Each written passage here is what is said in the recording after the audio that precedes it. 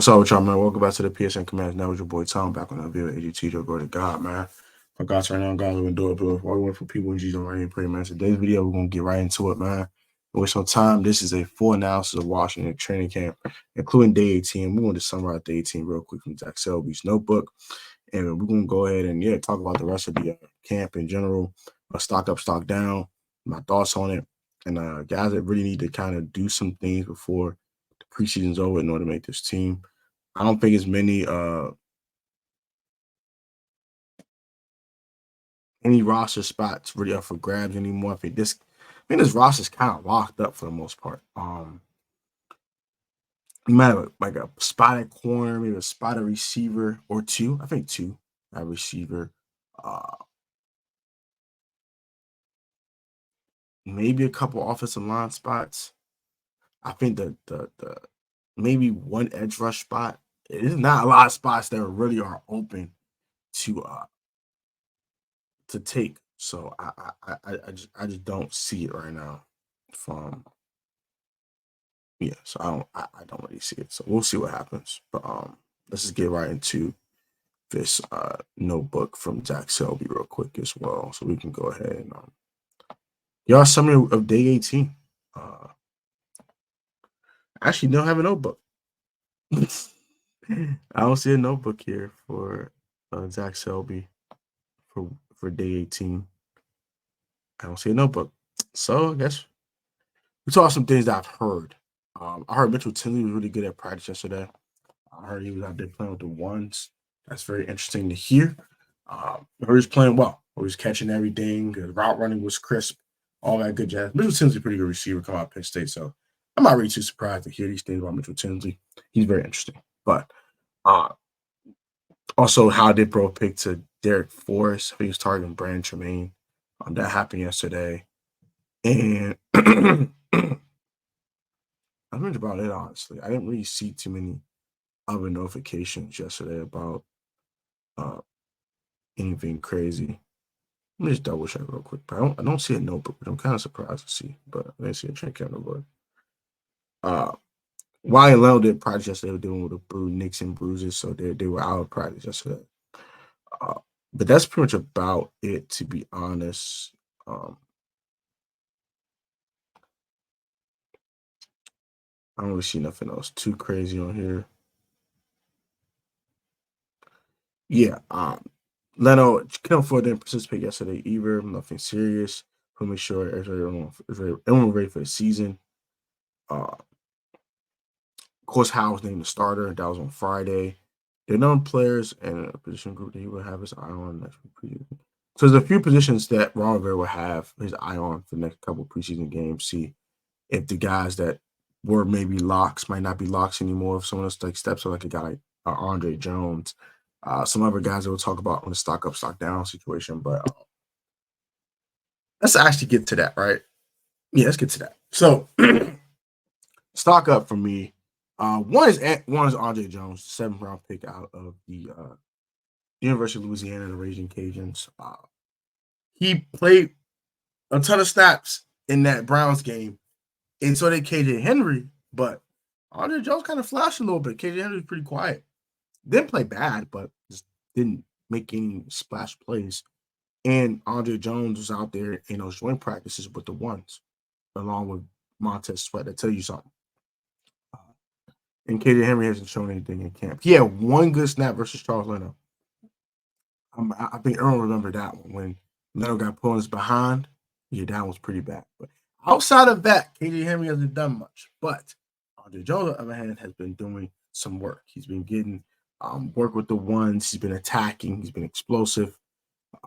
He's been playing with good play strength. He's been doing all the things that you want in an edge rusher. So he's very interesting. He's a guy that might make this team. So keep that in mind.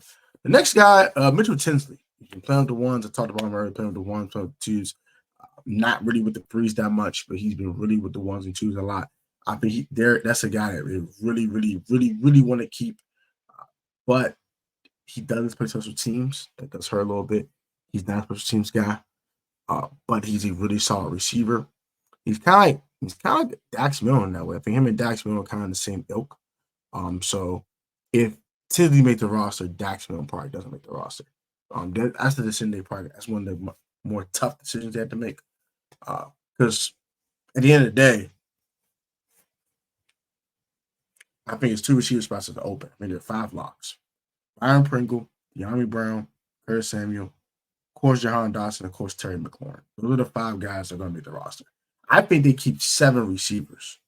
So those 2 spots are open, right? I think Byron Pringle will be our primary kick returner and punt returner, that's why I think Kaz is not making the roster, which I will talk about him too and a little bit on the stock down things. I think his stock is a little lower right now, but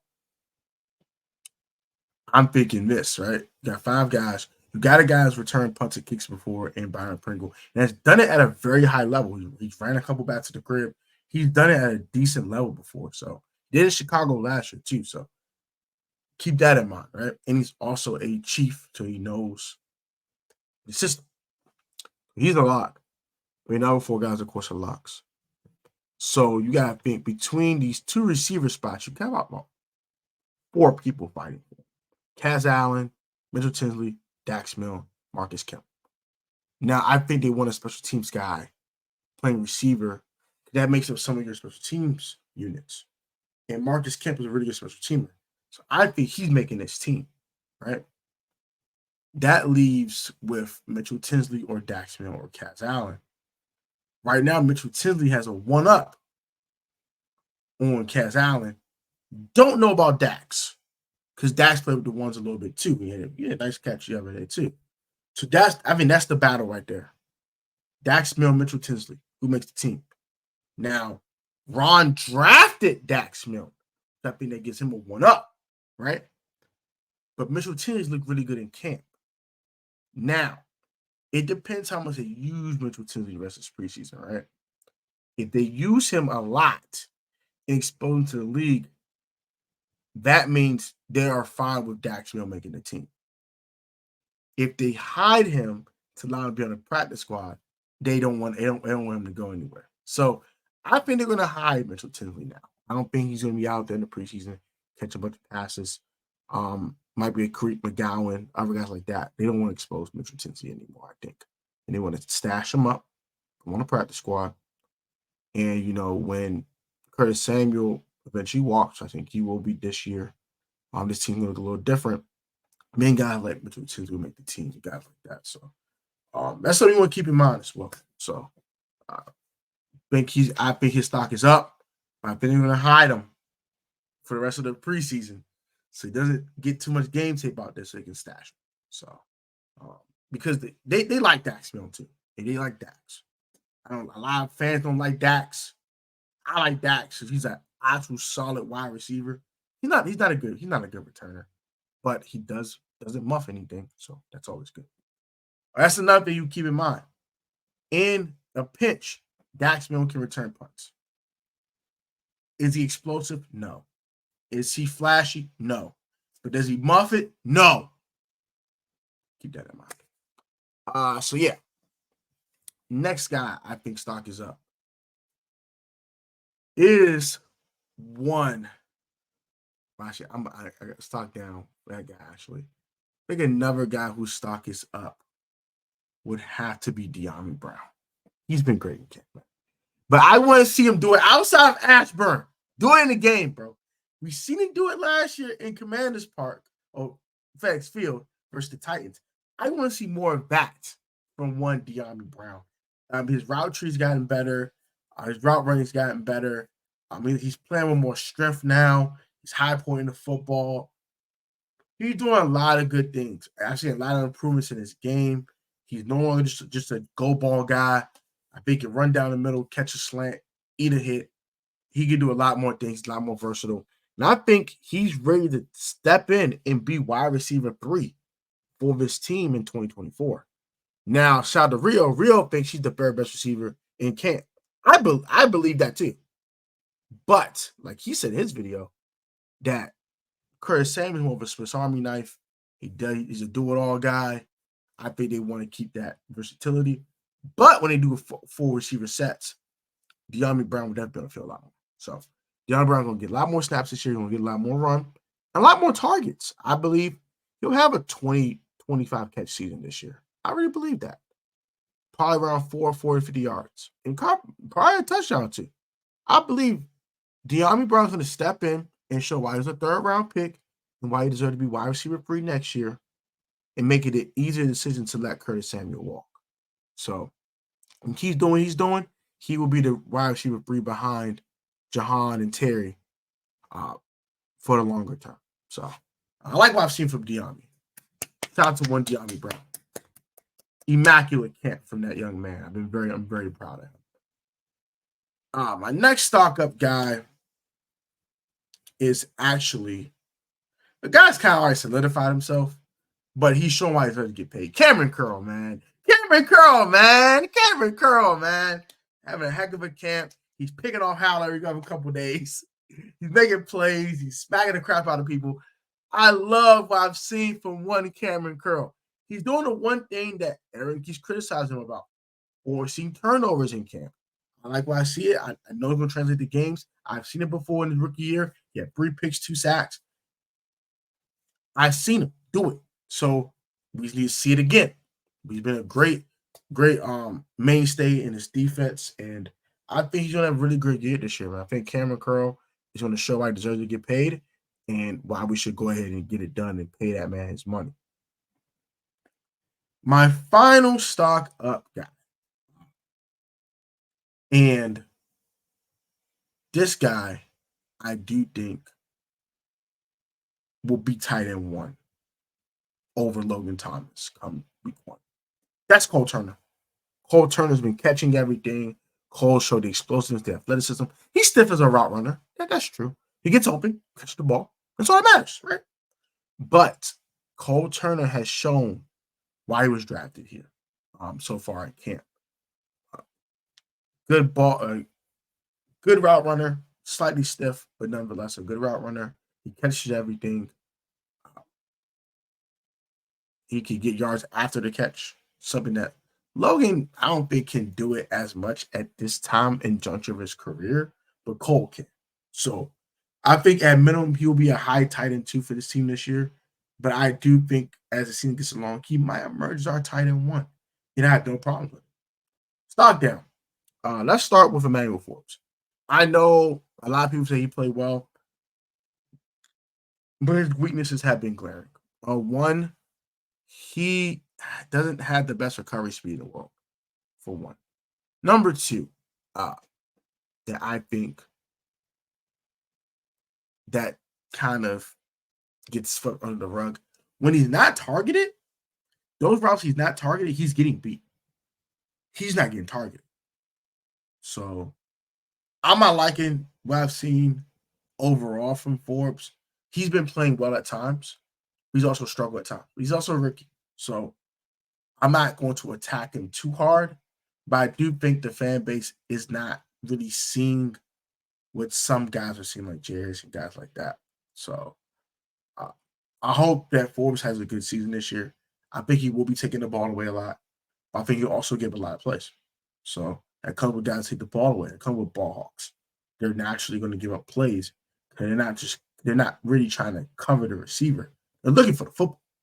So that comes with that. That just comes with that. Next guy, but stock isn't too down on Forbes. This is a little down. Stock down on Quan Martin. He's been absolutely horrible. I'm going to call it what it is. That preseason game was horrible. Horrible from Quan. Not good at all. Still a rookie, though. So I think he has room to grow. I think he has time to grow. I think he'll be fine.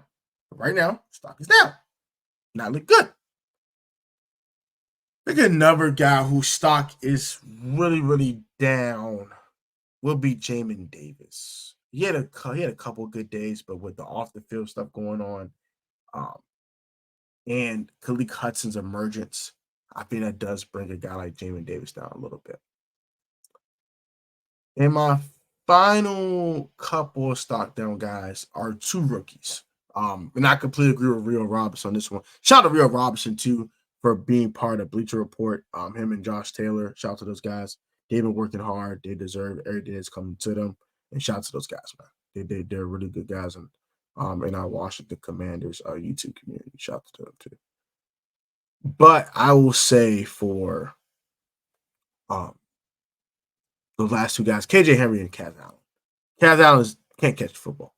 Completely agree with Rio in this video. I don't think dude has hands. Watching him, he's dropping a lot of passes. It's just his hands aren't good. Great return guy though, but you can't bring that to wide receiver position. Waste of time. And as for KJ Henry, he needs to make a splash play. He needs to get a sack fumble. He needs to show explosiveness off the edge. Outside that one time he whooped Leno, we haven't seen it. He looks like slow, looks a little sluggish, I guess you want to say. A little behind the rest of the guys. Speed's a little too fast for him. Like he's like lost in the sauce. Kind of need him to adjust the speed of the game a little bit more. But I think he'll be fine over time. And people develop at different speeds. So maybe this year is not the year for KJ Henry. Maybe year 2 is the year for him. So we will see what's going on with KJ as the season gets along. But I do think he's making his roster. You don't spend a 5th-round pick on a guy that don't make the team. So he'll make the team more than likely. Oh, and Brandon Daniels stock down. He sucks. I think the dude's a super project. I don't know what the hell they're thinking drafting this kid in the 4th round, but he would have made the roster probably off to that. But that's it. He's not going to make the roster of any of his own merits. So that's going to do it for me, man. I hope you guys enjoyed. Like, comment, subscribe to the PSN Commands Network. Also, go follow them daily on Instagram. Also, subscribe to all my bros down in the description, including Rio Robinson, our new Beach Report guy that will be doing post-game live stream along with Josh Taylor, FB. Shout out to those guys. Guys, be easy. Y'all guys be safe. Y'all guys stay healthy. Stay blessed. Comment your thoughts on this video.